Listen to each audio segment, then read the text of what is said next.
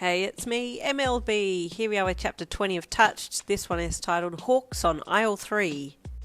You headed home at the end of the day, grateful to be done. Hawks hadn't made any more passes at you that afternoon, and you were happy he hadn't. Your blood pressure thanked you immensely. "Mum, I'm home," you called out as you entered the house, and your mum poked her head out the door of the kitchen and gawked at you. "What?" you asked with a giggle when you saw the look on her face. "You called out a greeting," she gasped. "Usually you just sneak into the house and we only know you're here because you just appear." You smiled. "I'm working really hard to be more confident." "This is wonderful, honey," your mum said excitedly. "We need to celebrate. I'll make your favourite food for dinner." "Really?" you said, clapping your hands with joy. "Yes, sweetheart. Now let me see if I have all the ingredients," she mumbled as she went back to the kitchen. You followed and watched as she pulled packets out of the cupboard. Yes, I think I've got all the... "Oh no, I don't have that one ingredient," she wailed. "Why is that always the way? I have enough of everything else to make a batch large enough to last a whole winter, yet I don't have that one item." "Mum, it's okay, I'll go to the shop and get it," you said, standing straight and setting your face with determination.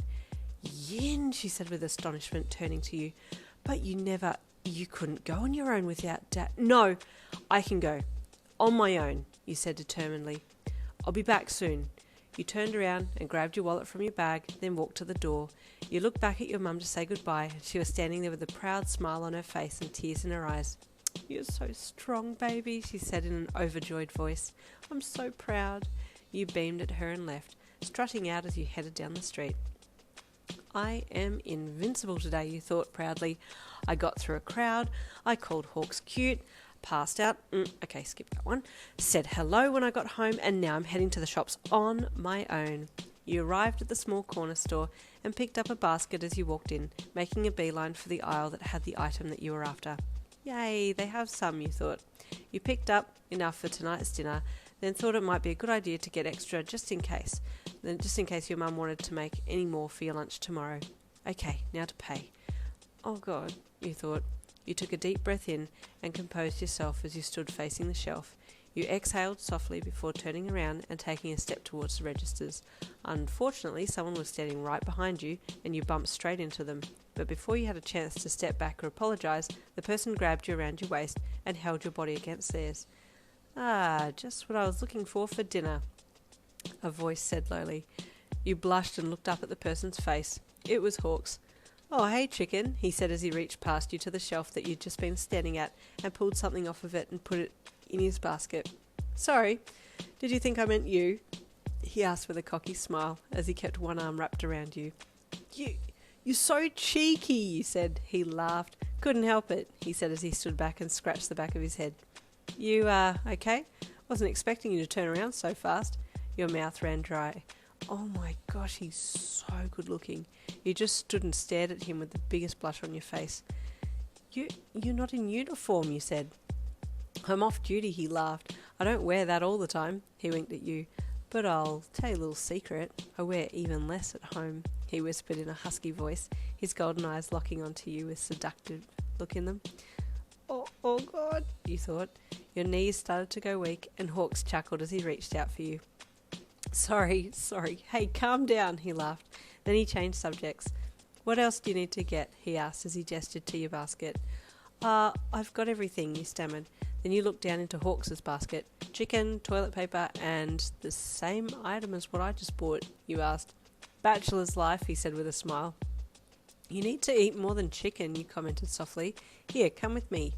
You turned and walked to the fruit and veggies aisle, with Hawks following behind you, a softly amused look on his face. "Here," you said. "What fruit do you like?" Not sure, you pick," he said, rubbing his chin thoughtfully with a playful smile. Okay."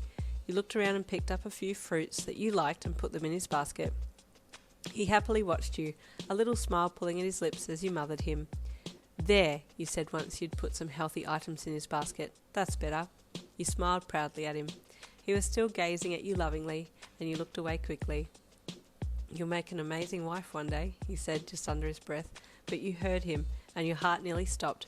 "Come on," he said softly. "Let's get you home." You nodded and followed him to the registry. He pulled out his wallet and told you to put your items on the conveyor belt with his so he could pay for both of yours, but you refused. I've got my wallet here. I can pay, you said with a confident voice. He smiled, looking at you from the corner of his eye. Oh, look at you being full of confidence, he said. Okay, big girl, do your thing.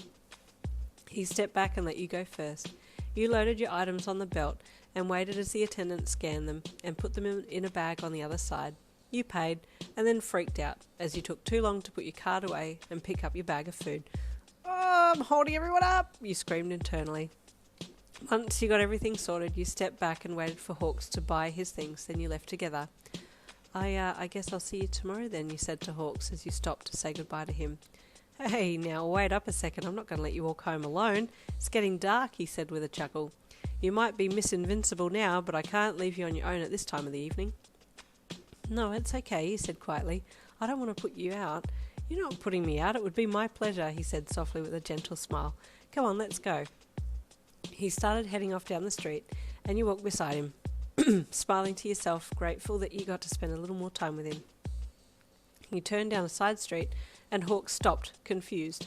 Where are you going, chicken? Your house is this way, he said with a little chuckle. You were about to correct him when you remembered, with horror, that he didn't know that you'd moved house. He was taking you back to your old house. Oh, damn. Chicken, you okay? He asked when he saw a bit of panic on your face. Oh, yeah, I'm fine, you said numbly as you stepped back beside him and continued walking. Oh no, how do I tell him that I've moved? How do I get out of this one, you thought. And that's the end of chapter 20. Stay tuned for chapter 21.